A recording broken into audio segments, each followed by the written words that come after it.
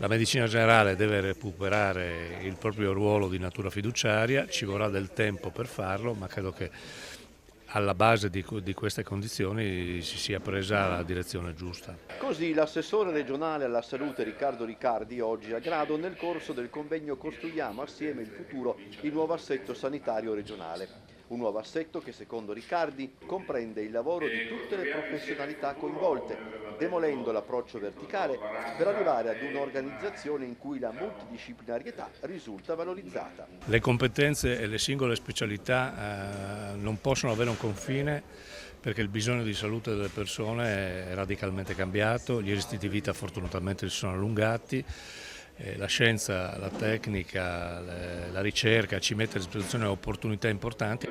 Secondo l'assessore, l'accordo con i medici di medicina generale e quello con i pediatri di libera scelta sono strumenti fondamentali da cui prendere le mosse. Siamo alle porte anche dell'accordo con i sumaisti e quindi è una componente professionale importante di risposta ai bisogni dei cittadini senza che questi debbano inevitabilmente essere costretti ad andare all'interno di un ospedale o di un pronto soccorso. Ancora, la Regione, per affrontare il futuro, che comprende le case di comunità, ha nelle mani uno strumento efficacissimo. Per la prima volta vede la Regione nel corso del 2025 di definire una programmazione all'inizio dell'anno stanziando le risorse, non avendo la necessità nel corso dell'anno di rabboccare. Questo consente una programmazione più ordinata, consente una negoziazione con le direzioni generali su alcuni obiettivi, responsabilizzandole rispetto a quelli che sono i traguardi che vengono definiti all'inizio dell'anno.